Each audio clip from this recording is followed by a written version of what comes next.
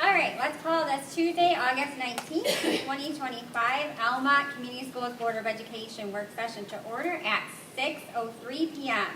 Please rise for the Pledge of Allegiance. I pledge allegiance to the flag of the United States of America and to the republic for which it stands, one nation, under God, indivisible, with liberty and justice for all.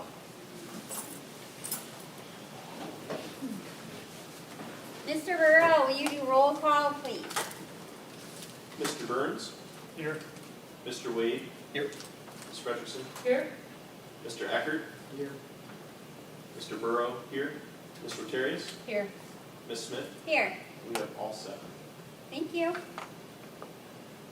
Adoption of agenda. Any additions? No additions. Any deletions? Yes, deletions. If we could delete, under communications, letter F, non-rep contracts, only because it is going to be taken care of under finance. So you can delete that from communications, and that's letter F. And then, I'm sorry, yeah, that was the only deletion. Any amendments? Amendments, yes. Under finance, number 7, just want to bring it to your attention that there's an updated fact sheet for our budget revision. And under policy number 1, there is an updated sheet as well for retirements and resignations. I also am, the amendment, I would like for us to move our finance section to go before our communication. This Or is communications is tonight. Mr. Burns? I move that we move the finance committee up to number 5 before the questions for this meeting on Thursday, August 19th, 2025 at 6 p.m. I support. Motion and support. Any discussion? All in favor? Aye. Any opposed? Motion carries. So finance will go earlier in our agenda. Okay, finance. Yep. Starting again. Sorry, Kathy, put you a little faster than that there. It's okay. So we'll start with checks written. Mrs. Fred? Okay. I didn't have any. Mrs. Smith? I also did not. 46344.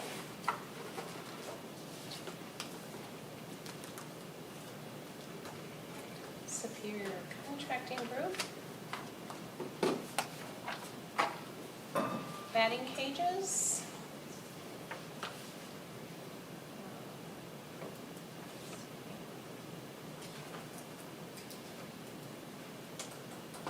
Material, excavating backfill, limestone, excavation labor.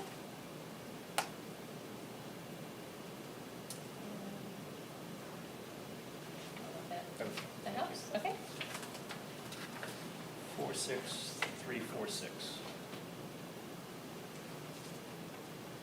Yale Public High School.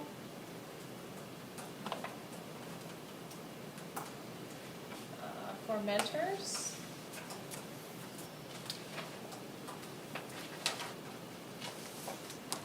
Supplemental pay, there was an agreement for mentoring. And then 46362.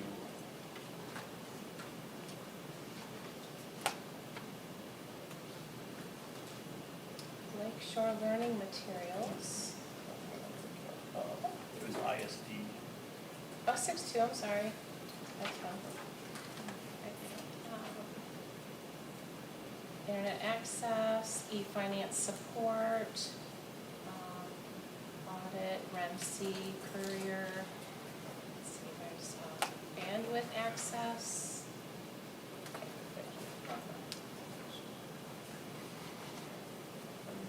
Okay, thank you.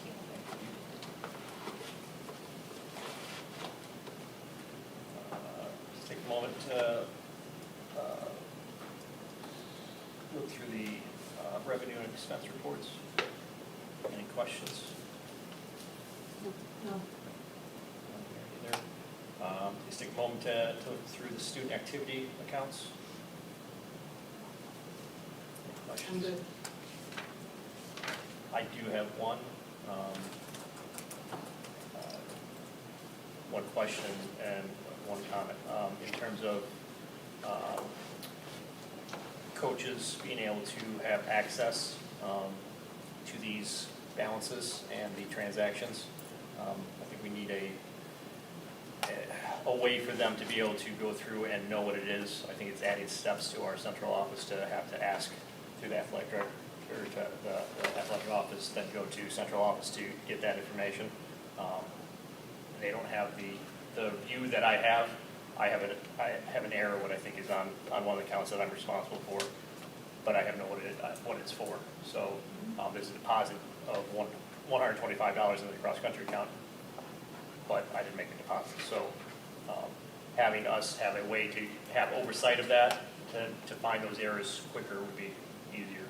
So if we can, I've asked through Mrs. Lemon for the ins and outs of the account, but that's something I think we should get in the habit of doing at the beginning of each sports season, that they have the ins and outs of what the budget is, what their account total is, so we can find any of those potential mistakes earlier on, and have some more oversight throughout the season, as fingers are dipping into it. So if we can find out what that potential error is for me. Yeah. That's all I have. What month is that in July? It's this Okay, one. thank you.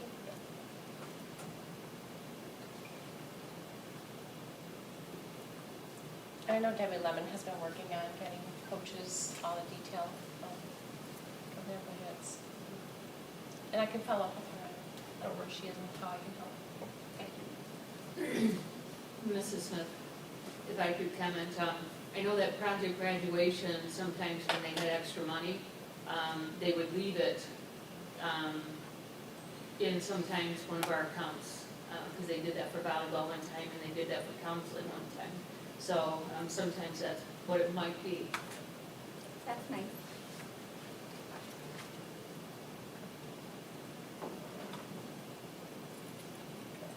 On to 4, budget update, Mrs. Vaughn. Kathy, please. Yeah, she has the information to be shared here. This was an opportunity we were going to take to give you an update on the state budget, but there is none. So I do apologize. We were really hoping to have an update on the state budget. But I'm sorry to report that there is not any news. Kathy, are you still hearing that it's going to be closer to October 1? Okay. Yes. And that's through multiple organizations, through MSBO, superintendent organization. It's the same narrative that, of course, there's no state aid budget at this time, and they're saying hopeful by October 1st, but we'll see what happens. So we might have to have some more, obviously, discussions and getting ready what that might mean and how that will translate to some of our decisions. So, for example, free meals for our students, we might have to have a conversation of what that would look like. Those meals end September 30th, for example. So this will be more updates and information forthcoming in September, because we might have to make some decisions.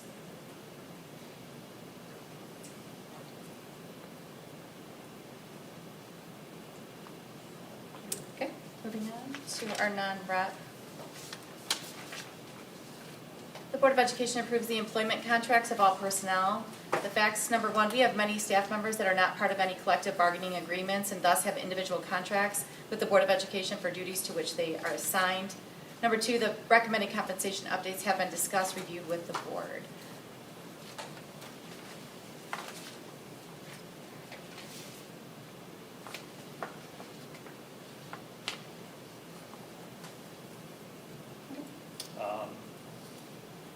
Find my sheet here.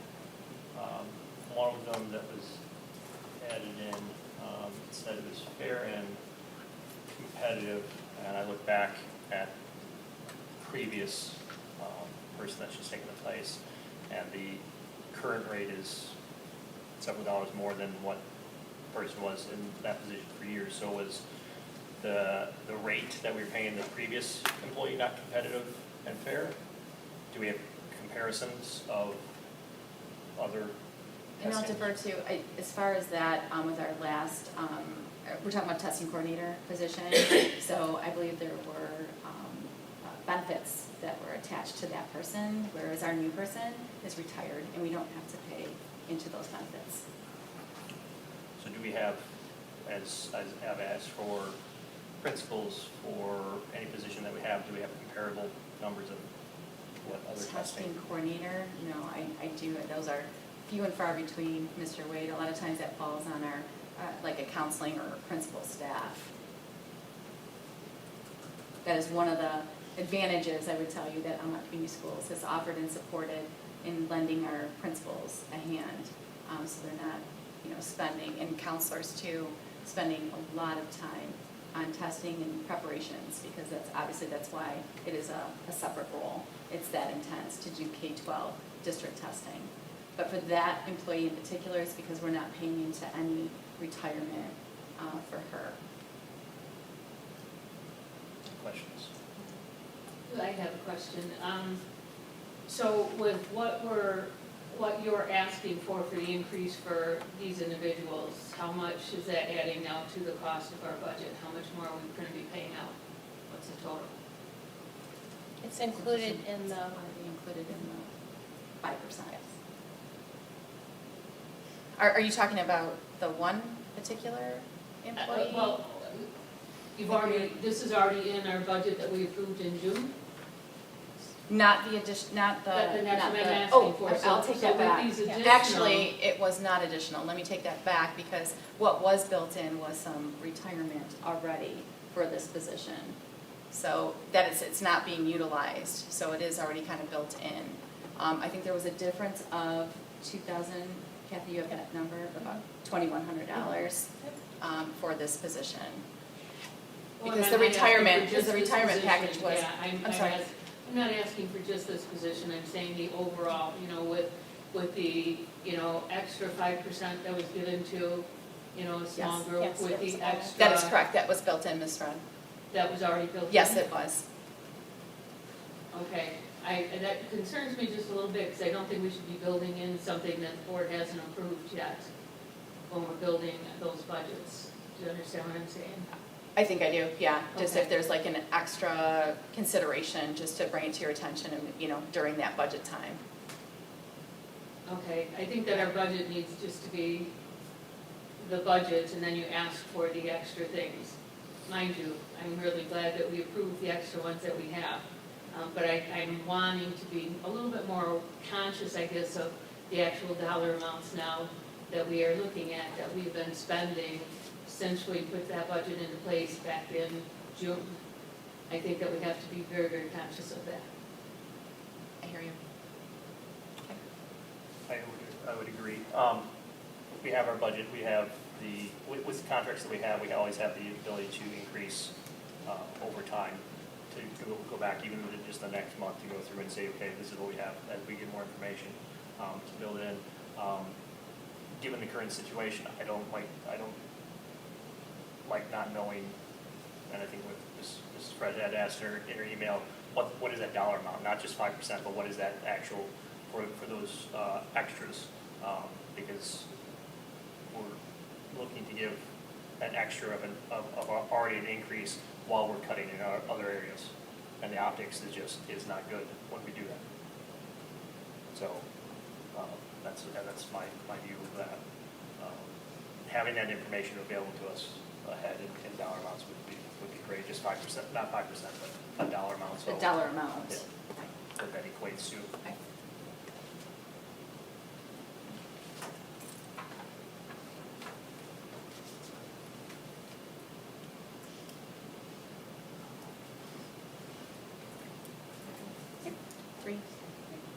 Three to zero. Sorry. Yes. Thank you. All right. The Board of Education annually reviews program fees and establishes rates to be charged. Facts is we do not know yet if the state of Michigan will be providing free breakfast and lunch for students. As we wait for the final decision, we are approving the pricing for adult breakfast and lunch for the 2025-2026 school year.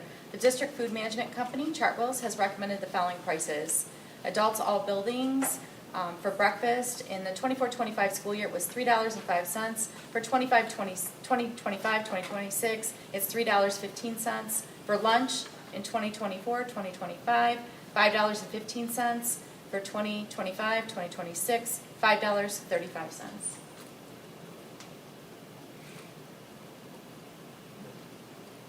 Spread. I'm good. Thank you.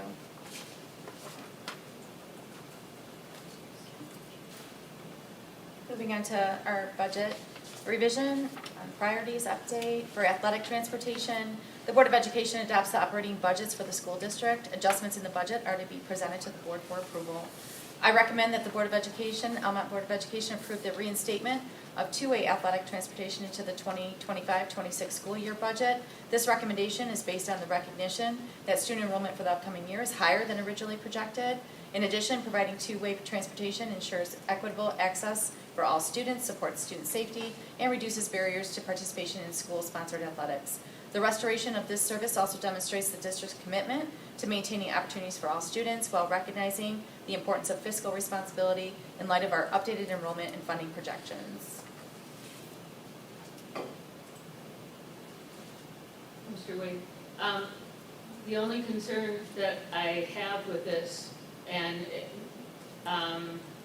actually, I mean, I'm very much for us doing this, but our numbers, you can't count on those numbers with dollar amounts right now. It's not until the first day of school and you have butts in the seats that you can really count numbers.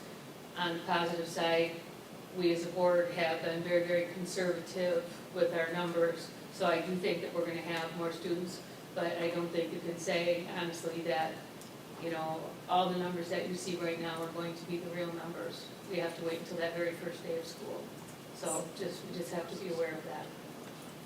But otherwise, yes, I would be in support. Yeah, I would be in support. I still think we can move forward with this and we can look to our programs. I had recommended last year that we do this voluntarily where we could. If we could save rides, we could combine rides. If tennis and soccer going to Armada, set them on the same trip, even if they ask me 20 minutes earlier to do that. There are programs where it's more of a hinder with the equipment and the number of bodies that they have. There are others where it's much easier. If those ones that are easier can take some of the load off and save us some money at the same time, or they're willing to do that, then I would put that to them to step up and do. That's being collaborative. I don't like that it got to this point. From this position, from the other position, anytime we've had decisions like this, we're brought together, we're told, and then we create a path forward. We don't let it sit and then explode. This is what has happened. And that can't be a process moving forward. But I am in support of reinstating, but we have to be mindful of, can we save in certain areas?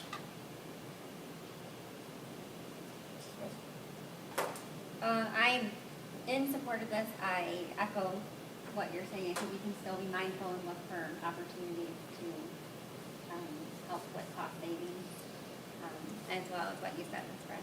So I'm sorry it came to this, but I am supportive of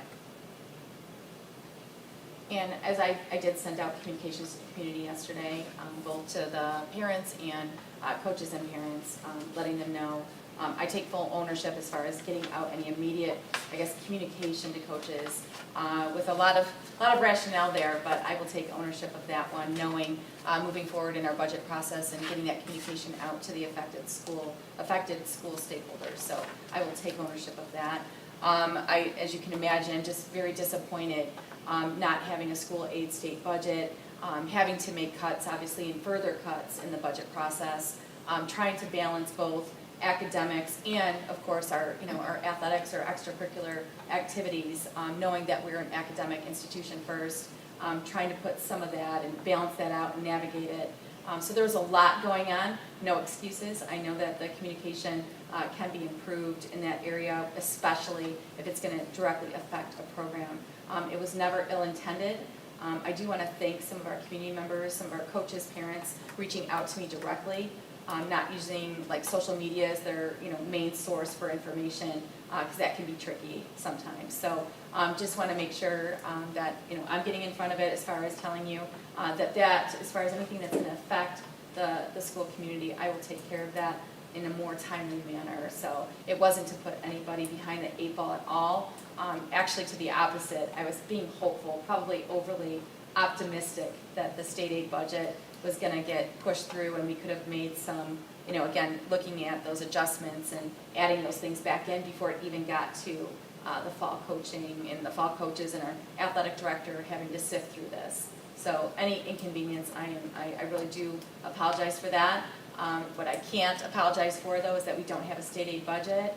We don't have a school bond or a sinking fund, proposal on the table right now, or something to work through. So all of this, I think, is swirling, and just need to make good decisions, moving forward. So I hope the community can accept my, as far as my apology, as far as not getting that communication to you right away. I was just very hopeful things were going to change, and they didn't.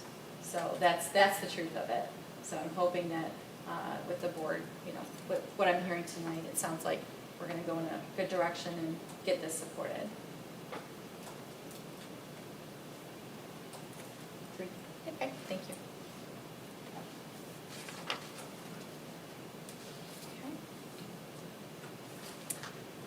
All right, moving on to our, I'm sorry, now we're gonna jump back up. Nope, assessment of district goals, I'm sorry, one more. Per policy 1110, assessment of district goals, the Almont Board of Education must approve the initiation of the strategic planning process. The district will work in collaboration with the Michigan Association of School Boards to guide and facilitate this process. This partnership will ensure that all school stakeholders are meaningfully engaged in shaping the district's vision, goals, and priorities for continuous improvement.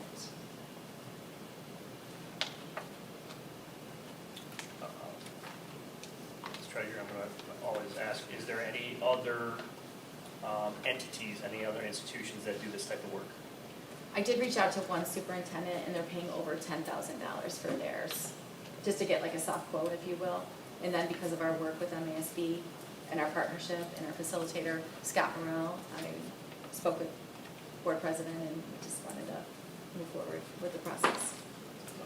We're saying, regardless of whether it's this type of stuff or things we're doing, if we can get those informal quotes to make the best decision financially, it saves $200 here, that can be compounded down the line, and we don't end up with these potential situations.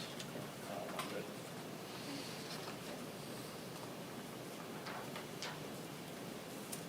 Thank you. Yes. Okay, this will be our first questions and comments from the audience. This is for anything that's pertaining to the agenda. If you have questions outside of anything pertaining to the agenda, we do have another opportunity at the end of the meeting for those questions. Just as a reminder, this is not a two-way communication. Anything that needs to be followed up with, our superintendent will follow up with. You'll have 3 minutes to have the floor, and just please make sure that you state your first and last name. Would anybody in the audience at this time like to be recognized?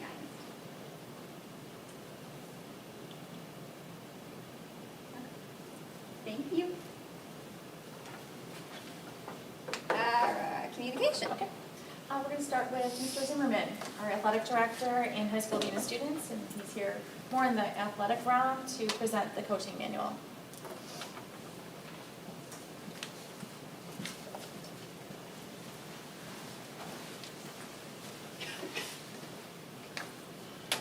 Good evening, everybody. Good evening. Hello. Hello. So I'll keep it short and sweet. Going through the manual, everything was a little outdated within the manual. It looked like there was a long time since it's been updated. There's a few forms and stuff that were added probably in the past few years, but I worked over, Principal Spear is an amazing human being to work with. He's very digitally inclined. I'm not as good. With that being said, we were able to switch everything over to a Google Doc. So it's a real live living document. We can update it. When I went to go through these updates with the current coaching manual that we have right now, prior to tonight, everything was PDF copied, having to go in, download this PDF to edit this and do this and change this. It was a nightmare. Once again, I can't tell you how much time Principal Spear was able to help and save. But we have everything already on that Google Doc. I can even show you guys that tonight if you guys would like to see it. But images updated, logos updated, names updated, times updated, et cetera, et cetera, et cetera. Once again, this is, shortly summarizes that. Just easier to use, real-time updates, user-friendly table of contents. That will also be able to be shared out to coaches, so they have it. And then that way they don't have to go on our website, athletic website, click a link, and go through it that way. So it'll be shared to coaches. And then on top of that, be able to be accessed through the website itself. A couple of the forms, a couple of the switches that we're looking to do. Page 3 was nice and easy. All it was updating athletic director information. Page 9 was iChat, the new iChat form that we utilize. Page 12, but we'll go through that when I get there. Page 16 through 21 was MHSA insurance from 2018, if I'm not mistaken. I have that ready to go and to be updated with 2025. So those were the major switches in there. Obviously little tiny things with names here or there, but those were the major things. Which I passed out to each of you prior to the meeting. I thought this would be the easiest way to do it. If you guys want more at the end, I have questions. I can happily answer whatever you guys have. But if you guys look through that, Sports Boosters just emailed me a couple weeks ago a new form. That's how fast some of these forms change. So when we have that Google Doc and it's as easy as, hey, we have to pass this through for board approval, whatever we get passed through, guess what? We go in that form and update it right there versus trying to sit through that hard copy coaching manual. But you guys can see right there, you have the Almont Athletic Booster funding application process, which is that first one right there. It's 2 pages long, has their details, and then the form to fill out. Right after that, we have our building use form. The only thing that needed to be changed with this was name, but pulled the exact building use form our staff uses up in the front office. Sorry, I'm going to be flipping pages as I'm going through. Updated mileage, in case the coach would ever need that, the conference reimbursement form, which is also available in our front office and on our school website. Almont Athletic Department Procedures form. This is something that we started rolling out last year in my first year here at Almont. Just essentially all it does is reiterate those policies that we already have in place for fundraising, purchasing, and then just general stuff. There shouldn't be any questions there. I have not had a coach not sign it. I think every single coach has said normal common sense stuff there. But I wanted to make sure that got into the coaching manual as that was not prior in there.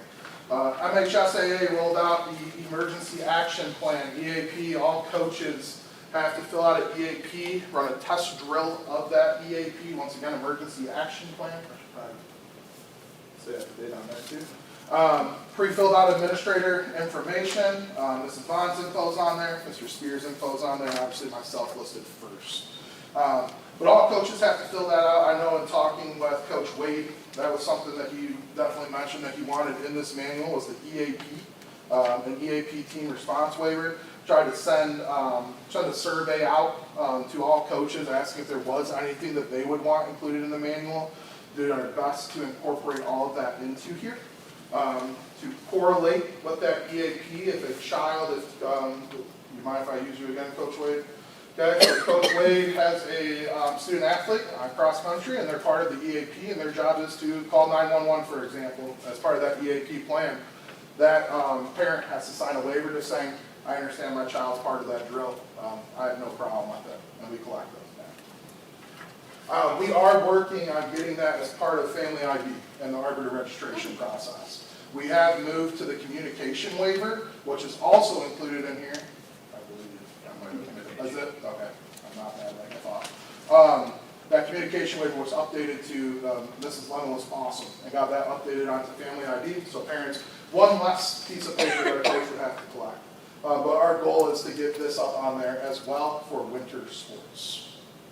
If not sooner, but most obviously at registry. I just described the parent waiver.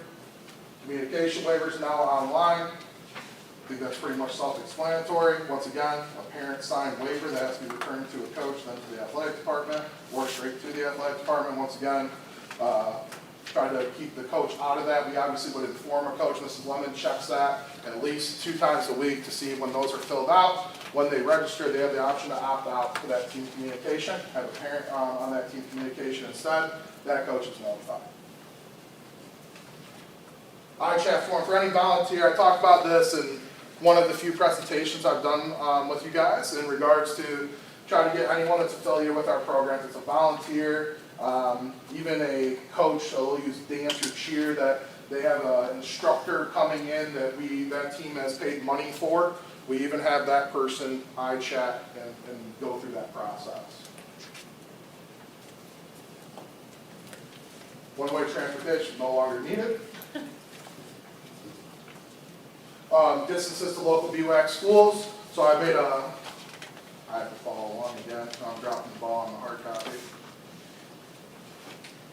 But have all the distances to local BWAC schools with time estimates. I talked through that and I put on there obviously, and riding bus and bus transportation, you can estimate for a good 15 minutes. At the end of the day, some of the snow that hit us, I know Mrs. Vaughn and I would meet at whenever that snow was coming down heavy, and some of those are last second things where that snow just comes down and we're like, okay, that's going to add some time to the trip though too, right? So we try to plan ahead with that, but that gives a good basis for coaches as they're going to plan their transportation, to submit that transportation request to myself and Mrs. Lemon, and we get that over to the transportation director, or if the transportation director is included.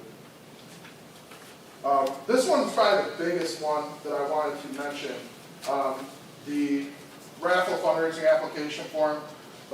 Created that at the end of last year as we were going through that with anything with 50-50 and that. We met a lot with the state of Michigan, went through with the Gambling Commission, et cetera, et cetera. This was a form that we rolled out that's an application to apply to run that raffle. That way there are policies and procedures in place, and we can't just have a general athletic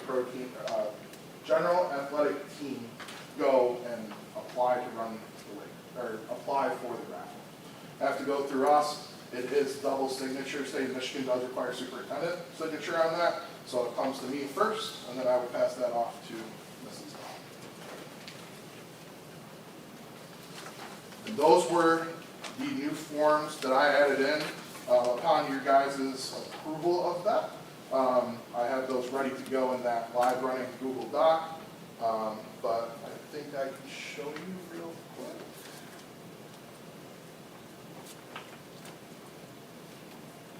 If I can find it. Maybe not. Nope. Okay, maybe not. But, do you guys have any questions for me on anything I went over? Not on anything that you've gone over. I know that I had some bus drivers that had come up to me and they had asked if you could include in the coach's handbook that what the rules are for the bus. Yeah, for sure. Because apparently some teams don't leave the bus quite as clean as the others, and I think it's the coach's responsibility to do a double check. Absolutely. So if you could do that, that would be appreciated. Absolutely, we can definitely include that in. I can get a one-pager on that and just shortly summarize that. Thank you. Absolutely. Anybody else? Mr. Zimmerman, I'm blown away. So I just want to thank you for taking time. I know I had just met with Vaughn just a couple short weeks ago, and we talked about the importance of this, and this really went way above in what I thought. I thought you were going to get started on it, so I thank you. When I met with Mr. Wade on Thursday, I appreciate that. When I went with Mr. Wade on Thursday, okay, we were talking about coaching. I just said, I don't know if I'm going to be able to get this done in time. We're going to do our absolute best here. And that's your spirit. Once again, I know I keep saying it, and it's not just me saying it. I can't tell you how many hours, and it's not just 5, it'll take you a couple hours, it's probably 10 plus. I mean, there's a table of contents with clickable book pages. They can search it. It's going to be really nice. He brought us into the 21st century. He brought me into the 21st. I'm not taking credit. He brought me into it. I promise. Well, it's a valuable document, and it was much needed to be updated. So thank you. I appreciate very that. much. I wish I could find it to show you guys. Yeah, it'd be cool to see it. If you find it, send us after. Okay, I'll send it after. Yeah. I'll leave it at that, I won't Looking waste your forward to time. see it, but thank you for Absolutely, your time. absolutely. Mr. Thank you Zimmerman, so much. thank you very much. Thank you. Thank you. Is that still on? Yep, okay, I just got it. Am I off? Yeah. I No, never you're good. know No, how I, this is not. no, it's okay. Just saying. Tell us how- Where's Mr. Spear when you need him?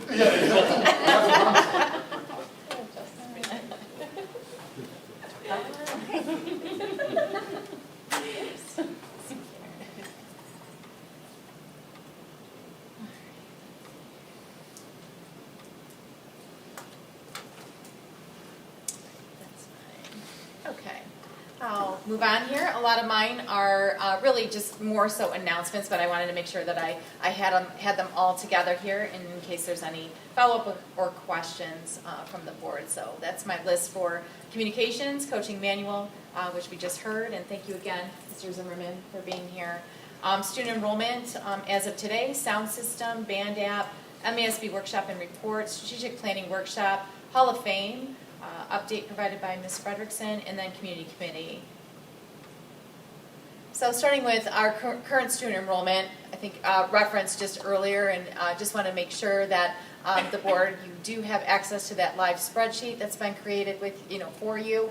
Our projected budget for our student enrollment was at 1346. As of today, and I am speaking of this morning actually, and I do appreciate and a shout out to Mrs. Myers for time stamping that so that we can, as we're looking at that document, she's very specific in the date and the time. So because it can change from AM to PM. And actually, I believe Ms. Frederickson, shared that these numbers can change, and they will change all the way, again, probably into that first week of September. It usually does shift. But right now, obviously, we see that there's a 37 student increase right now. So right now, this is a good projection and a healthy projection for our school district right now. So again, the live spreadsheet has been shared with the board. The breakdown as well. Just wanted to make sure that the board is aware in your drive that your numbers are also broken down for you by grade level. So that has also been shared in the drive. Just want to make sure that you all have access to that, and or if you had any questions or concerns. I didn't have a whole lot with that one yet because, again, those numbers are changing daily. I will tell you I'm very cognizant of some of the grade levels that are up like near some of our optimum amounts, I would say, per the class size. But right now we're holding steady. Any questions?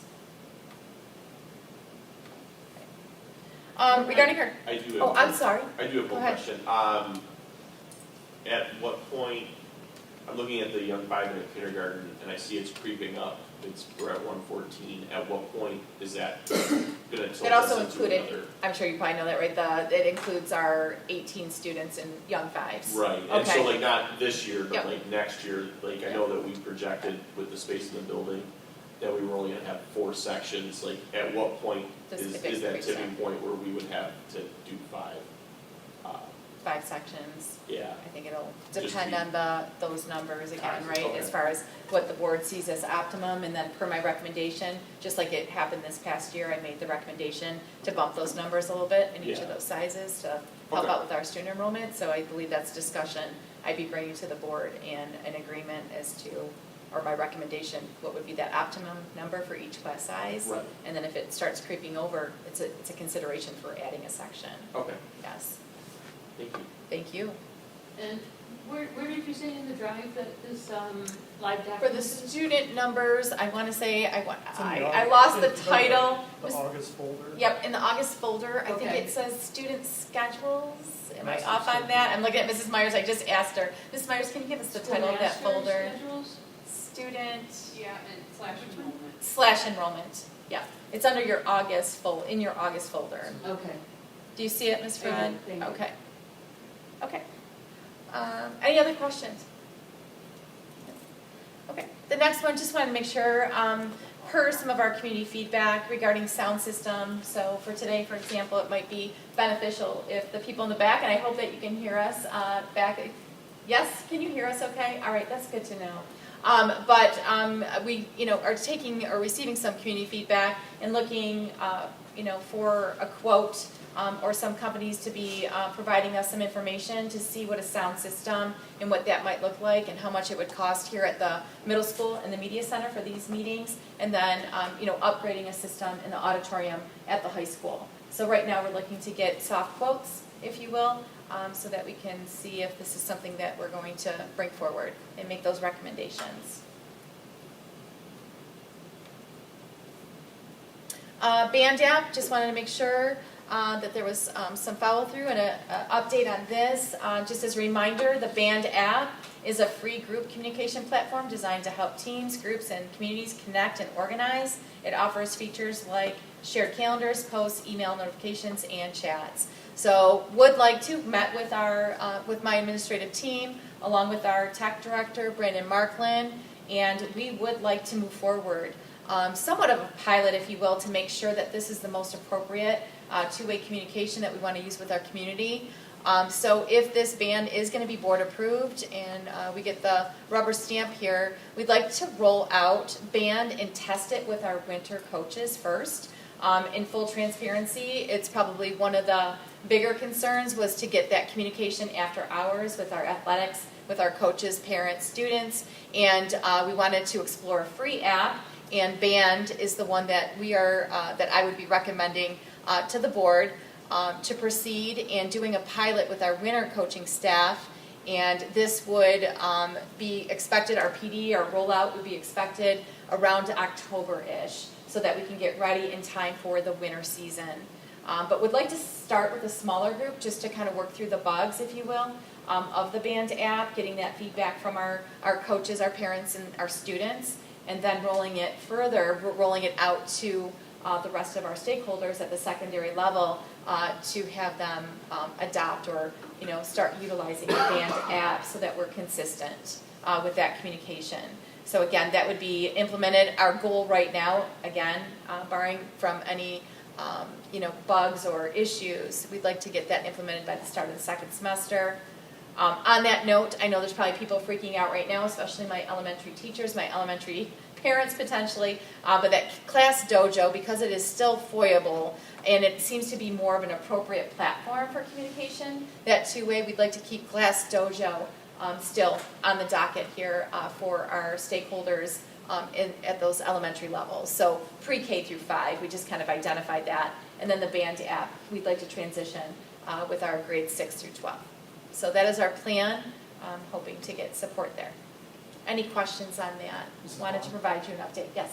So for band, would we have a district account that everybody would create their bands under? It would be, And then yeah, what the kind of individual oversight groups does would the be district creating have? their accounts, and they'd be inviting you into the groups. Right, and then what kind of oversight does the district have over the accounts then? So yeah, so are you talking about like as far as, that's the whole point, so that it's foyable or there's, Right. it's historical, we can Yep. pull up, yes, so that was the whole point of Yep. moving forward with this. So we're not using something like Instagram or Snapchat, because, we want something that we're gonna be able to pull up what's been posted or emailed, so that we have that district accountability to follow up on that communication if needed. Yep, thank you. Does that make sense? Yep. Okay. Any other questions?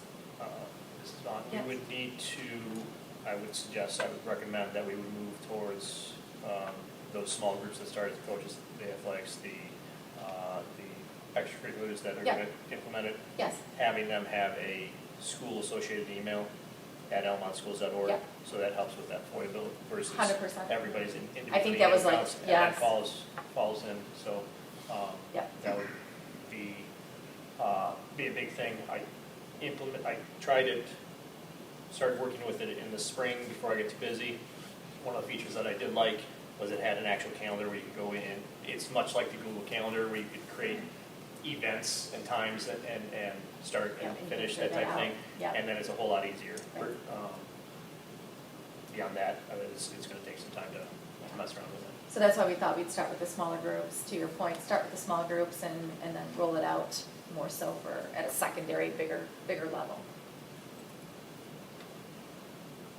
Okay. Next up, MASB workshop and report. Just wanted to follow up. We did participate, the board and I did participate in a MASB workshop. Just wanted to kind of come around that and share.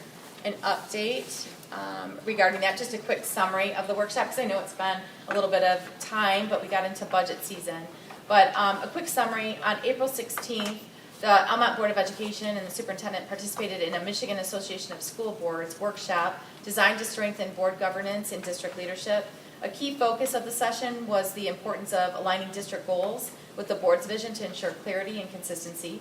The board also identified and discussed specific priorities for the superintendent, emphasizing clear communication, budget development and management, and continuous instructional leadership and improvement.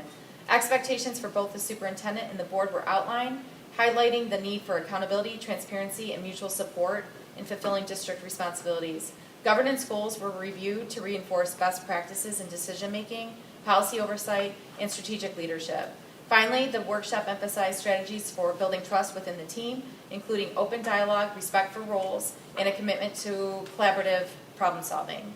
So I did kind of put it out into your board note this past week. Sorry, I didn't know how else to label it, but I labeled homework for you, and this was one of the areas. So if we could, I would love to open it up for some discussion as for each board member to identify one of the strategies for developing team trust. It's one of those strategies, and there's a hard copy provided for you tonight if you need to reference that. It's one of, if you want to identify one of the strategies that you would like to make sure that we're, staying focused this school year. I'd like to open that up for the discussion. I'll go first. Okay. I think strategy number 8, find out what team members want and need to know. So one of the things I would like to do is meet with each member quarterly, one-on-one. I will treat you to breakfast or dinner or lunch, or we can take a walk around our new track, whatever works. And just to really find out how you best retain information, how you receive information, and then I want you guys to hold me accountable to make sure that I am following through with that for you, so that it builds trust with all the information. Mr. Byrne, you want to go? Sure. Mine, I picked number 20, model reliability by doing what you say you will do, when you say you will do it, and how you will do it, and admit when you cannot do something. So I just think it's super important for us as a board to follow that as a rule of thumb. Mr. Burns, I didn't hear the number. I'm sorry. 20. I couldn't hear. Number 20. Thank you. I'll go next. I picked number 17, acknowledge each other for specific contributions to the team. I feel that if we're acknowledging each other's specific contributions, this helps build trust, reinforces positive behaviors, and motivates continued engagement. Ray, you want to go? Sure. I don't think it's going to be a surprise. Number 2, hold team dinners before each meeting. So I don't have to snack through the meetings. It just, it relaxes. It opens up a different conversation and it's always been better when there's food at the beginning of the meeting. Is that in your cooking or? Chili cook off, yeah, we're going. Mr. Eckert? I'll go. I chose number 17. 19. Identify team trust behaviors and agree on all of these behaviors. I think that helps build the culture of the board and kind of how everybody gets along with each other. I chose number 16, publish and distribute agreed upon chain of command procedures to the community. I think that not only is it our board, but we have to, invest these things with our stakeholders, make them aware of things, and what is the normal chain of commands that would start all of us following it. I picked number 13, model equity by including all members in team activities and the sharing of information. There's a lot of information, there's a lot of committees that we're all not involved in as in depth, so when we ask questions, being involved in all that so that we can come to a meeting and know everything that was asked behind the scenes or in the committee meetings and stuff like that. So. And just so you know, I picked number 18, which obviously probably falls in step with everything you just shared. Be sure that everyone has the same understanding of any team agreements. So really digesting all of these and understanding and making sure that there's a clear understanding of each of these terms and agreements. Thank you. I appreciate that. Is there- Unless we all pick something different. I know. Good job. Or did anybody have a I wish they had backup? multiple, so. Yeah, I know. Did anybody have to use a backup one? No? Any other questions or discussion for this one? No. Thank you, I appreciate that. Okay, we're gonna go to the next one here. Oh, I'm sorry, you know what I did? I did move up strategic planning workshop just because it fell in step with this, so I'm moving one ahead here, and then I'll get with you, Ms. Fred. But this actually is in step with our strategic plan, which is coming due in 2026. Again, my recommendation is that we'll be working with the MASB, Scott Morrell in the fall, and just to identify really the three key questions that are answered for our district and our school stakeholders. Where is the district now? Where is the district going? And how will the district get there? So collecting all that data, having all that community input, various stakeholder groups would be a part of this process. And if board approved, we do need to work on, just to put it on your radar, we'd be working on a Saturday for one of the sessions. For the strategic plan session itself would be scheduled on Saturday. It's about 7-8 hours. I know, I can see your excitement. So 7-8 hours long on a Saturday with all our school stakeholders. And again, as soon as we work with MASB, once this is approved, if approved, we will move forward with, I'll be reaching out to Scott Morrell to schedule and getting maybe potential dates that would work for the group, for the board.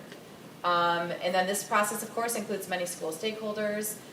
This is our administrators, of course, the board, our parents, our coaches, our PTSO groups, our community organizations, our community members, members of it could be church members in our community.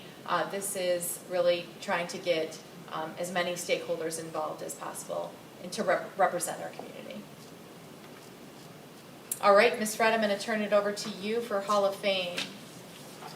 Okay, this is the Athletic Hall of Fame. We are doing another induction ceremony on Friday, September 5th at 6 o'clock in the gym. We are going to be inducting one of our football teams from the past, and we are also going to be inducting one of our volleyball teams that had made it to the state. And I can't remember who our individual was, but essentially there are 4 different areas where somebody can be inducted into our Athletic Hall of Fame. If you were a coach here and had a tremendous record, you could be considered.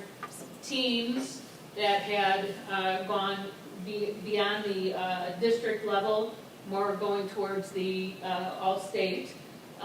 You can be an individual. If you were an all-state individual at any point in time in a sport, you could be inducted in, or you could be a contributor, somebody who has done a lot for athletics in the past, above and beyond, it's not if it was their job, but they did something above and beyond. So it really is like a reunion for a lot of us as we attend, because there are so many people that come from the community. We definitely would love to have all of you there. Mr. Bowman does our speaking at halftime of the football game, and he introduces everybody, and these individuals will come out and get some recognition there. But the big recognition is going to be in the gym at 6 o'clock on September 5th, so we would love to have you guys there. I would like to just say, I went the last 2 years, and I didn't really know about it before that. Ms. Fred had kind of told me about it, so I showed up 2 years ago, and it is very cool. Like, some of the parents that are there, and it's just, it's a very heartwarming, kind of a special thing for our small community. So if you guys can be there, I highly encourage you to be there. It was a very, very nice event, and Miss Fred does a wonderful job. She gets up there and I'm the MC. Oh, yeah. she does a wonderful job. So I would highly encourage you if you can attend it. Any questions? Okay. And my last communication, just again, a quick shout out that we will be doing or facilitating, administering our community survey to our Almont residents coming up this fall. So within the next month. This is going to be a survey separate than our strategic plan. This is going to be really specifically related to seeing and getting a pulse from our community regarding going forward with our next bond or sinking fund proposal.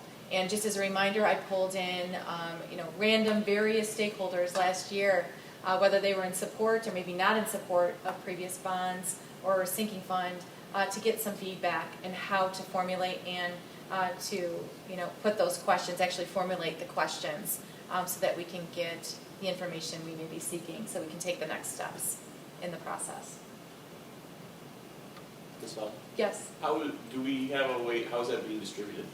We're gonna try to, get it, we're gonna blast it out in several ways, modes of communication, whether that's QR codes, getting information into our businesses downtown. I know that was a popular one, requested one, into the newspaper, obviously online, social media, our district newsletters, showing up at some of the events to try to solicit, to get that feedback. Okay. Having, whether it's, I'm just thinking out loud, if I had NHS students who wanted to get some community service hours and having and assisting, our community with taking that survey online if they needed it, just to get that instant feedback right then.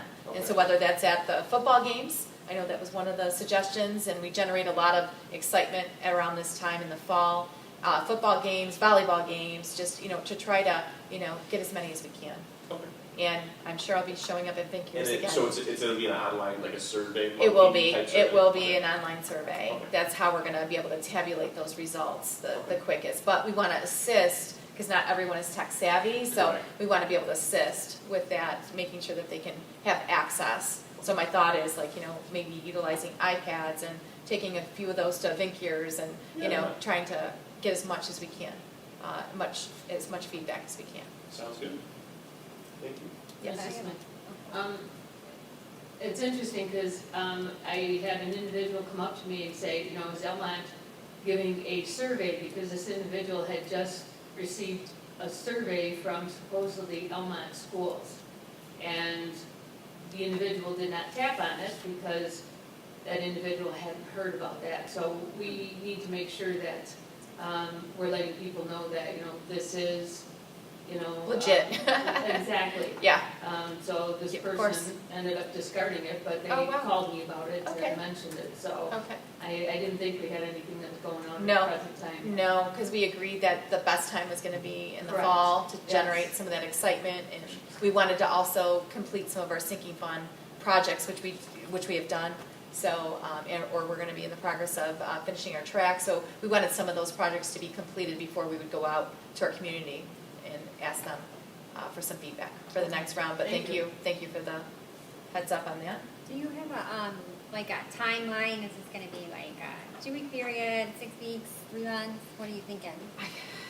Initially, I want to make sure that we have, I guess enough responses so that we're going to really get a true sense of that, feedback and the next steps. So I would like to set a deadline, obviously, because we have to move, and we're going to be that's my next slide, is forming a community, committee.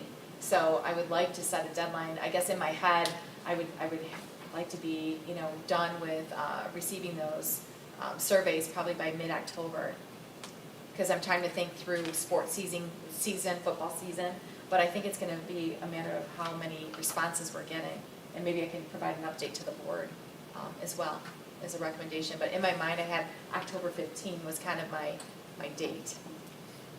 So starting like September 1?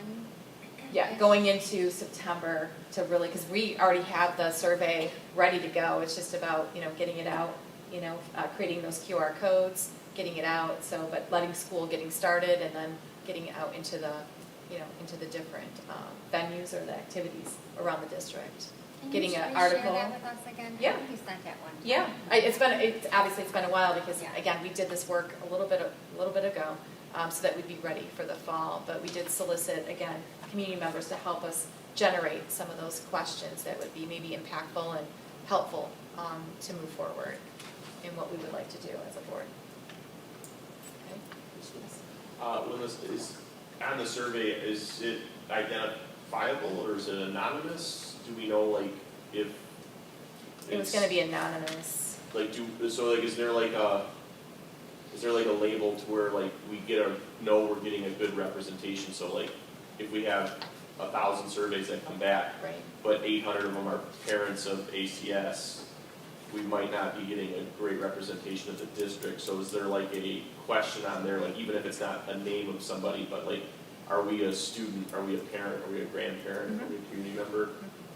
Yeah, Yeah. Cool. yes, yes, thank you. And then my last slide would just be, gathering that information, moving forward, informing that community committee. And that would hopefully start up, I would assume, right in that October, November window, as soon as we have the responses and we are ready to work with our community. Any questions on that? On that note, just again, another part of your homework was to also submit some community names, please, so that we're having a wide variety and diverse group come forward to potentially participate in that committee. Thank you so much. And that was mine. Okay. Building and site, right? Yes, we're moving on to building and site. Mr. Becker. I would like to, I'm going to go a little bit out of order just because of how my notes are, but I'll touch base on the items that are on the itinerary. I would like to propose a district walk of the exterior for September 30th from 5 to 6:30 p.m. Going down through some of the projects that we're wrapping up. Fire panel installation at the high school is complete. It's up and running. We're being monitored. We're just needing the state inspection for final payment release, which is just kind of a legality of it. So that is up and running. The routine of the district is completed. I'm just working with getting the distribution of the keys out. A big part of that's going to take place tomorrow when everybody reports back to work. Door project is pretty much wrapped up. They just have to do a punch list final walkthrough, and I'll be doing that walkthrough with them, before we submit for final payment. The drinking fountains, while I was confident and anticipated we'd be able to get this project done before the start of school, it hasn't even started. There's been some, everybody's kind of rushing to the exits with this project throughout the state, and we're getting jammed up a little bit. We're still waiting on some parts. But this is something that we can do during active school time. It will be very low impact, and they'll be able to work in areas and obviously coordinate, making sure things are cleaned up and picked up during pastimes, things like that. The snow contract in 2023, I put this service out for RFP. Yard Services was awarded the contract, and as the agreement states, the district reserves the right to extend the one-year contract on an annual basis for an additional 2 years. This would be the final year. Next year, we would have to go back out for another RFP. And of course, this is based on satisfactory performance of services. I have spoken with each of the buildings, the admin staff. Everyone was quite pleased with the job that Yard Services has performed, especially for some of the times that we were scrambling. We'd have a rain that changed over at 7 o'clock, and we were trying to get kids into school, and they really came through as far as helping out. And the communication's been great with them guys. We did perform an assessment of the football field sprinklers. I'm just waiting to hear back the recommendations before we move forward, and I speak to Ms. Vaughn about those. Moving on to the track work, while it was supposed to be started tomorrow, due to inclement weather, it has been pushed to Monday. Working with Mr. Zimmerman, the athletic director, based on our building site and our maintenance, track maintenance care meeting that we had. We were looking at purchasing new mats, the crossover mats, not only for the football players on both the home and the visitor side, but also giving cheer mats for the visitor and home side as well. This was a very large cost due to what Mr. Zimmerman found the requirements for cheer and for dance. We reached out to Star Trek today to ask, because it's my understanding that a lot of facilities, or quite a few, do not necessarily use a cheer mat. The response from Star Trek was that the use of protective mats for cheerleaders is only a suggestion and will not void the warranty of the track. By foregoing getting these two mats for the home and visitor side, this will save the district approximately $6,000 in costs by not going with cheer mats for those sides. That wraps up what I have. Unless I miss something. You guys got any questions on anything? The only issue that we would have is we talked about the boxes that the cheerleaders use and the grinding and the doing stuff with that. So there would be some Mr. Wade, indoor, outdoor carpet, that on type of that thing. note, just want to let you know for the boxes for the cheer, they said they don't use them. They're not using them. They're not gonna cheer? That's right, that's what's been shared and confirmed by our athletic director. Just a nod, thank you, Mr. Zimmerman, just want to make sure.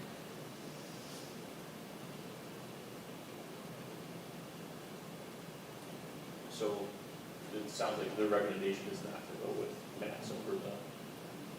Well, and I had asked him because, obviously, anybody that has that maintenance guidelines procedures can see on page 2 from numeral 3, number 2, it states that cheerleaders shall also perform on a protective covering such as indoor, outdoor carpeting.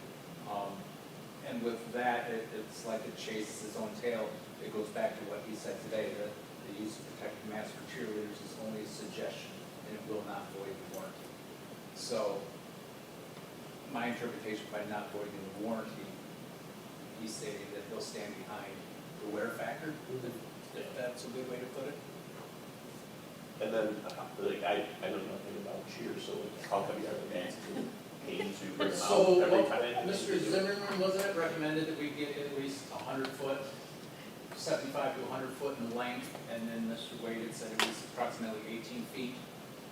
I know that the one that we have that is 7.5 by 30 or 35 feet, that is a beast. So, that other one, that large would just be Yeah. 2 men and a boy.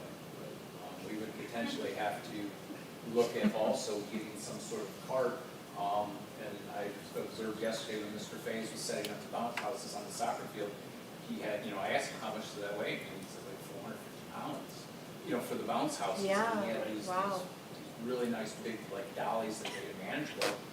That would be another cost that I feel that we would have to potentially get to be able to, remove them during the season. We could adequately put them somewhere and cover them, but for the off season, we would have to, and trying to be mindful of keeping vehicles off of the track, be further costs. So I appreciate it. But, Jim, you're good? thanks, Mr. Perfect. Can I ask a clarifying question, please? Absolutely. Thank you. Maybe not so much clarifying. I know that when we have our home football events, that the band, don't they roll out their stands? So we might want to just make sure that we're asking them to roll them out on the carpeted areas. Done, already, Okay. I already Thank spoke, you. yeah, of course, already reached out to Mr. Wetzel and he understands. Perfect. Yep, thank you for bringing it up.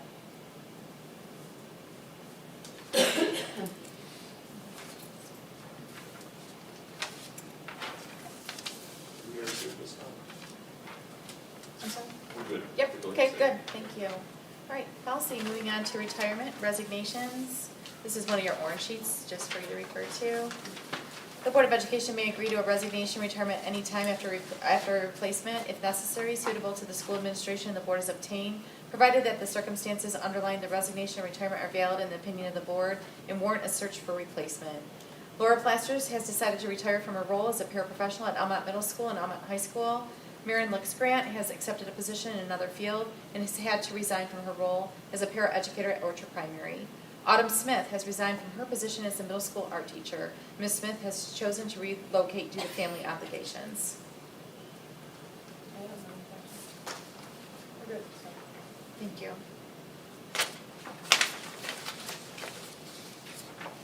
Moving on to new hires. The Board of Education approves all personnel. With recent retirements and resignations, the district has vacancies that need to be filled. Mr. Spears is pleased to recommend Miss Olivia Madaw as the new 8th grade English Language Arts teacher at Almont High School. Ms. Madaw comes to Almont with a degree in English education, has experience in both student teaching and coaching. Mr. Bruno is also pleased to recommend Miss Erica Pfeiffer for the position of behavioral interventionist at Orchard Primary. Ms. Pfeiffer comes to us with a bachelor's degree in social work and has a wealth of experience working with young people in different settings. Ms. Lewis is pleased to recommend Mr. Jackson Shank as the new 6th grade social studies teacher at Almont Middle School. Mr. Shank comes to AMS with a degree in secondary education and experience with both student teaching and coaching. Mr. Bruno is excited to welcome Mrs. Shelby Owen and Mrs. Stephanie Fellick as aides for our new GSRP classroom. Both Mrs. Owen and Mrs. Fellick have experience working with young students and have young children in our district. Also joining Orchard Primary is Ms. Bev Bika. Ms. Bika comes to us with experience as a bus aide for special education students, as well as experience as a speech aide. Ms. Bika will be a welcome addition to our MOSI team at Orchard Primary. Mr. Bruno is also welcoming Ms. Deb Bell as a recess lunch aide at Orchard Primary. Ms. Bell has a passion for working with children and is looking forward to working with kids at OP. Ms. Lewis is happy to recommend Mrs. Sarah Denton as a special education paraprofessional for our MOSI classroom at AMS. Mrs. Denton comes to Almont with a wide range of work experience and is looking forward to this role at AMS. Ms. Lewis is recommending Mrs. Colleen Phillips as the new paraeducator for 7th and 8th grade. Mrs. Phillips holds a Bachelor of Science in Psychology and a Master of Science in Clinical Psychology. All set.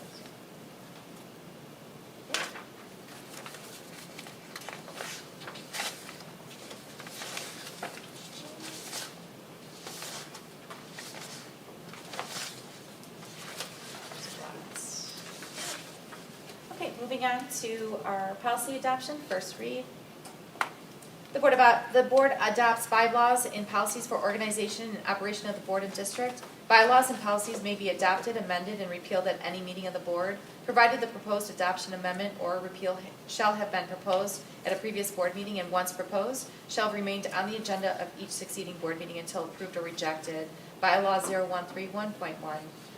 To ensure clarity, this is the purpose, to ensure clarity, consistency, and the avoidance of conflicts of interest, the proposed policy outlines the limitations regarding school administrators and members of the Board of Education serving as coaches or club sponsors within Almont Community Schools. This is the first read. The proposed policy reads as follows. Participation of school administrators and Board of Education members in coaching and sponsorship roles. Number 1, the prohibition of new roles. Effective, we'd be inserting that date. School administrators and members of the Almont Community School Board of Education shall not be eligible to serve as coaches or club sponsors for any district-sponsored athletic team or extracurricular club. Number 2, grandfather clause. Any school administrator or board member who is currently serving as a coach or club sponsor as of the effective date of this policy shall be grandfathered in and may continue in that role, provided that all regular district expectations and performance standards are met. Number 3, exception for vacant positions. If a coaching or club sponsor position remains vacant, a school administrator or board member may be considered for the role. Such an appointment shall only be made upon approval by the Almont Board of Education during a public board meeting. All set. Okay, thank you. Can I ask a clarifying on that? For the exception of vacant positions, what is the definition of vacant for the district? Or that would be considered if a board member needed to take the role or administrator? Do we have a definition of how long it has to be vacant? Oh, that it's not defined. Yeah. Good point, as to. No, we don't right now, so we should.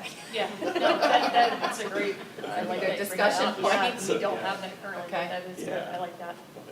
Yeah, that sounds Mhm. good. Yeah.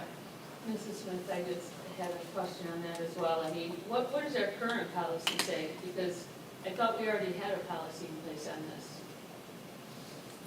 So what are we looking, why are we looking to change, I guess? Yeah, This is more, no, this is more specific. Are you saying this was outlined in Neola, Ms. Fred? Well, we've had that policy because Mr. Wade has to always wait. Nobody takes a position and he then offers his time as a coach. And when I look at the people around this table here, as your kids are getting older, you might end up having to jump into a coaching role, and obviously we want to keep you guys on for many, many years. You know, I know that we already have a policy, right, Mr. Wade? Got one, Ms. Fred, about employing, coaches or activity sponsors who are not members of the professional staff, but I don't. Conflict. It's conflict of interest, yeah, policy. That's what I- So that requires said person to abstain from any votes that give appearance of conflict of interest, cannot be paid for the compensation, which is the donation of the funds back to the program. Whether that is enough of a policy. Yeah, I guess that's what I'm asking. Why would we want to change it? You know, if we change it to what it is here, then you get to keep that money that you're earning, that you've donated back for many, many years, and thank you so much for all of your time. I added it up. I don't like that number. Ms. Fred, Dedication. Ms. Frederiksen, I would be following up with Don per that guidance, because this would be kind of adding to the conflict of interest. So I'd be following up with Don. He said to follow up with him after the second read. But this would be like in addition to this conflict of interest, clarifying the roles of who would be, how it's defined of who would be able to, take those coaching positions, for example. This is more clarifying of, I guess, who or who would not be able to take the positions. So it's more defined, if you will, and something to be added to the conflict of interest after the second. I guess I'm asking, what is the real need? I mean, it's very difficult to get coaches these days. You know, that's where we've had administrators here step into positions. You know, I think even Mr. Zimmerman is volunteering time over with football whenever he gets a chance. That's just my guess, I don't know, Sometimes those are the only people that you can get. To your point, and that's why I think the exception for vacant positions, and to be honest with you, we have 2 board members who do, have strong passion, as of right now, strong passion for helping out our athletics. So we have a grandfather clause for that consideration, and then also to your point, if it is a vacant position, yes, I understand it needs to be defined, but if it does remain vacant, we're in agreement with you that somebody should be able to step up, whether that's a school administrator or a board member. So Right. we're kind of What agreeing. I'm saying is, Yeah. I don't think that we necessarily need something this defined. I think we've already got it with our conflict of interest statement.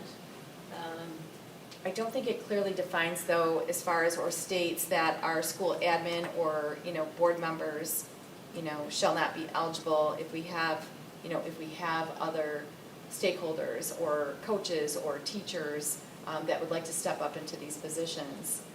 This is an opportunity to, strengthen those bonds outside of the classroom as well. And I can speak from like the school administrator point of view.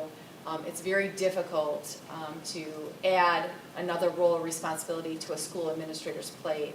And it also, in my opinion, it may compromise that position a little bit if they have to run, let's just say, for example, after school, and get into a practice or, the next 2 or 3 hours, and maybe there's a meeting or a staff meeting or a parent issue or something even bigger that needs to be addressed. It becomes more of an issue to try to, navigate their time.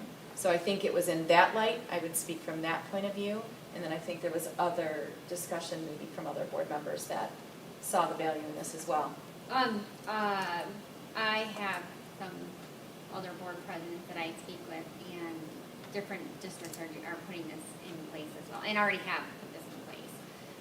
But the thought is, and rationale, not so much in the city, but more for our rural areas, is that you want that caveat that, you know, if the position is not being filled, we don't want the sport to be canceled or the club to be canceled. So then if there was somebody from the board or from the administration team that was going to do it, that would be an absolute yes, because we wouldn't want to punish the athletes or the students. So are we going to take out the other policy that we have? Because why shouldn't somebody that has taken that vacant position that's on the board be paid for it? I mean, why don't we nullify that other policy?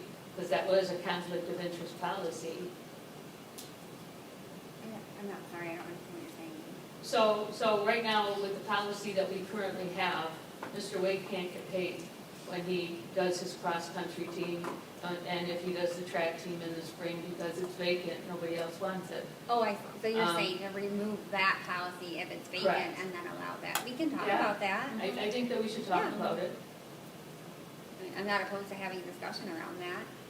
So, yeah, this just kind of came from me having some conversations and learning that other districts have already put this in place and are putting it in place. So, but in smaller communities, there is that clause or caveat that, you know, if it's not filled, you don't want to just cancel a sport or a club. If you have somebody that can do it from either one of those roles, then it would be a yes, obviously. Obviously, we wouldn't want to harm the student, you know, hold something from the students and whatnot. Okay, thank you. Yeah. So, appreciate it. Mrs. Vertegas. Yes. Two questions. Does this apply to all grade levels? And then secondly, is this head coaching only or is this assistants too? Like, is it across the board coaching, assistants and head coach? Is it defined? So generic, we had it just generic as coach, but that's another good question. So I think it was just had it as a generic coach. Do we wanna have more? So we might need to have more more discussion on this. Yeah, more We would need more discussion, Yeah. I'd like to, yes. I believe though, we have to continue to keep it, right? So we'll do some more discussion around this and then bring it back. Yeah, I think that would be good. Yeah, absolutely. Yeah, thank you. Thanks for the Bring that question. up. Mrs. Gutierrez, I have a Yes. clarifying question, comment. Question would be first, I thought we had a recommendation to be moving through To what? for our policies at some point. I thought that was brought to us last month, so this is a Neil, so I just Yeah, curious. right now, currently we're with Neola, but yes, from what you're hearing, there are districts considering moving to, yes, legal, let's just say legal teams for their policies, I would say, so, but right now, that's not the recommendation right now. The second comment is, I think there was language in there, in the original, I have to go back through, in terms of having a coach that we would want. We've had applicants that, it's not just, we have a vacancy, and then no applicants versus a vacancy and plenty of applicants that are not people that we've wanted the position. That would create the terminology, the exact adjectives. But that would maybe need to be defined as well in terms of whether a board member had been stepped in to that role. Suitable candidates? Suitable. Suitable. So, Thank you, Mr. Burns, for the We've word. had a junior high coach applicant that, no, can't, so Jeff has been stuck in that role for a bit, because it's been the only candidate that possible, and then it's not something that we move forward with, so. Okay, so another consideration. Okay, thank We'll you. do more discussion. Yeah. Absolutely. Thank you. Thank you.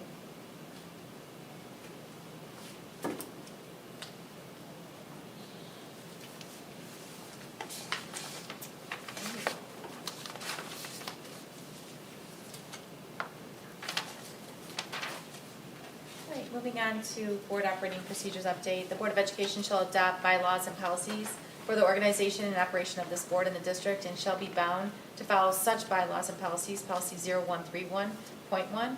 The board president is proposing the following items to be added to the board operating procedures. Upon approval, a copy of the revised board operating procedures will be posted on the district website and distributed to the Board of Education. Number 1, the preliminary budget. The superintendent and business manager, director of finance, or designee as appointed by the superintendent will present a preliminary budget to the finance committee in the month of April and May. In addition, there will be a preliminary budget presentation to the Board of Education during the work session during each of the respective months. Number 2, the superintendent and the business manager or designee as appointed by the superintendent will present a final draft preliminary budget to the finance committee before the budget hearing presentation date. And number 3, the superintendent will have the final budget documents, information to the Board of Education, the board members 1 week prior to the budget hearing presentation meeting. Thank you.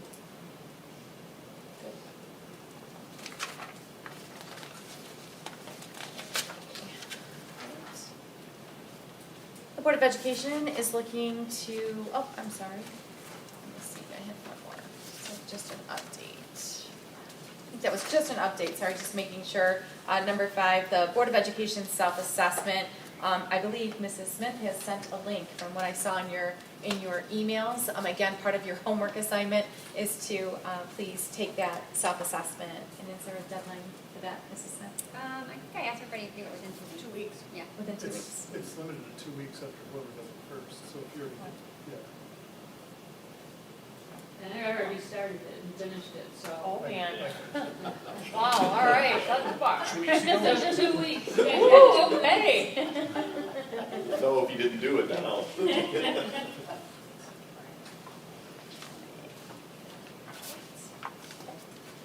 All set. Good. Yeah, good. As far as our coaching manual then, the Board of Education is looking to set a standard coaching manual for all athletic teams clubs. This will allow the coaches to have access to the same rules, regulations, and direction from the district. And the proposed handbook was presented to the Board of Education by our athletic director at tonight's work session. I'll second so. All right. Yes. Just to clarify, we are removing the one-way transportation from what was presented tonight, correct? That's correct.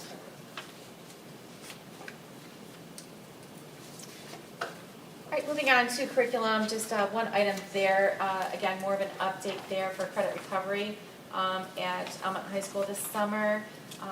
Per our counselor, our high school counselor's information, I want to thank Mrs. Narad for sharing these numbers and data with me to pass along to you. So 73 students had courses that needed credit recovery to either graduate with a diploma or move to the next grade level, or had classes remaining from last summer that needed to be completed.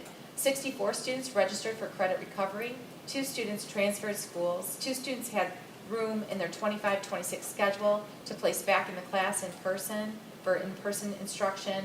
5 students did not register or pick up summer credit recovery materials. The total courses assigned for credit recovery were 171. The total courses completed for credit recovery, 111. Of those that did not complete, 2 students then transferred to alternative schools. 4 students are still deficient for graduation, and 2 students have extensions to complete classes until August 25th. 4 seniors completed their credit recovery. That was 8 courses to receive their diploma by June 30th. 1 senior completed their credit recovery, 1 course to receive their diploma by July 30th. And 1 senior did not complete their credit recovery. That was 3 courses to receive their diploma by August 11th.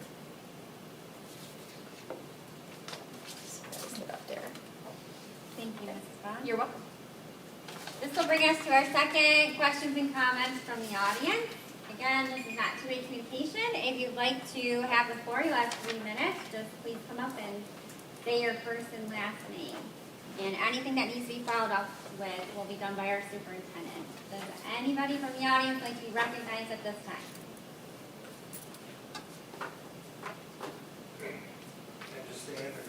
Yeah, you can come out here so we can hear. Unless you want to belt it out from way back there. Can be loud. Just 2 things real quick. First, I'd like to thank the board for their consideration and reconsideration of the one-way, two-way busing. Secondly, I didn't even know the whole board member not being able to coach or whatever. So to that, I would just voice my opinion that should be as limited as possible. I understand there's conflict issues, and when I say limited, I mean as least strict as possible, because we need good people for these programs. And so I don't know if I'll be here when you guys talk about it again, so I'm just saying for the record now that whatever we can do to allow good people to participate, we should. So thank you for your time. Thank you. Thank you. What was your name? Chris Lewis, sorry. That's who I thought you were, but I wasn't sure. No problem. Thank you. Would anybody else like to be recognized at this time?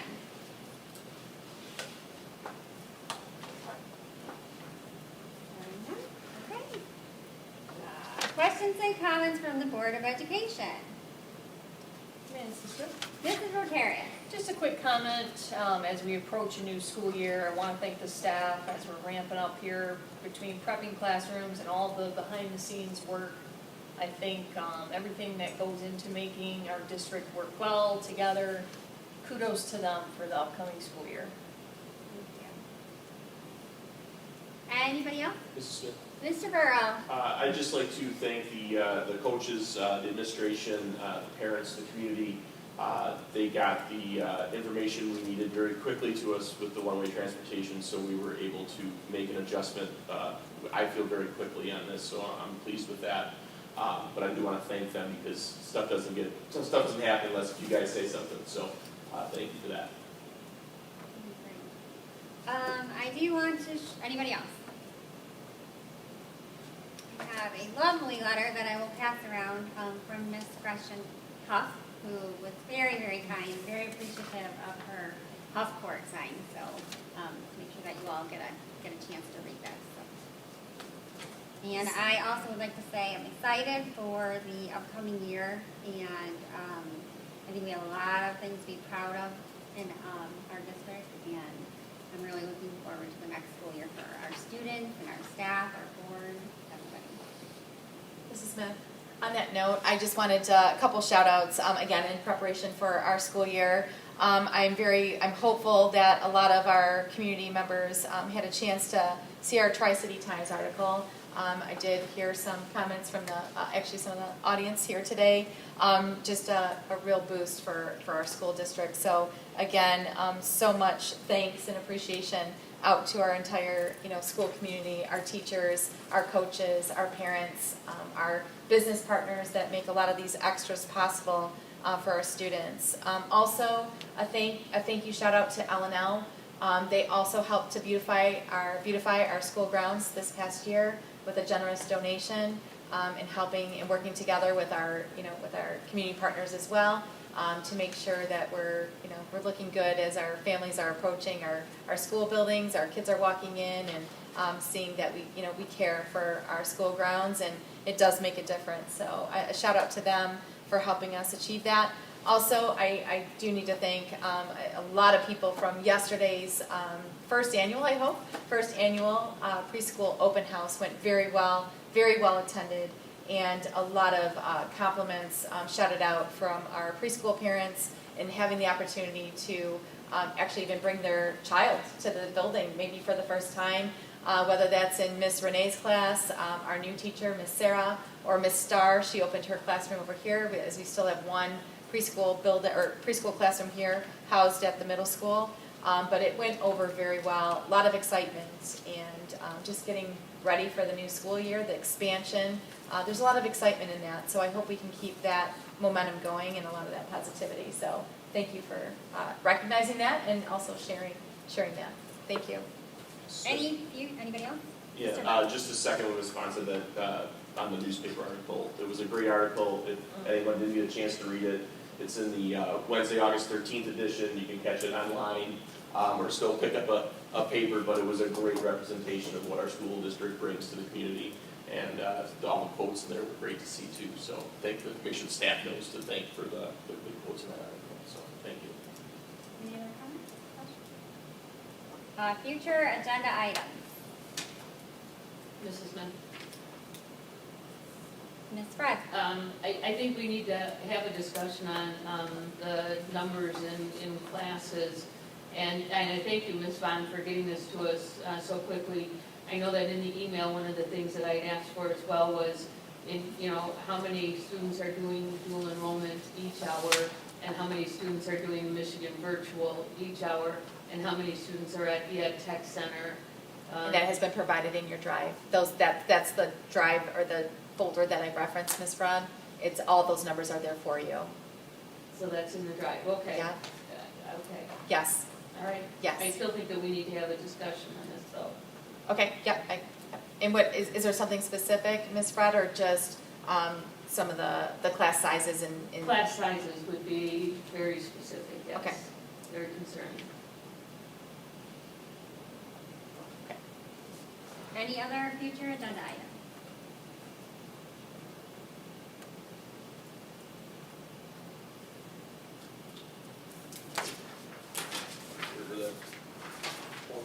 Mrs. Smith, Mr. Burrow. I can't find the form, but I move the Board of Education and the Tuesday, August 19th, 2025 work session at 7:37 PM.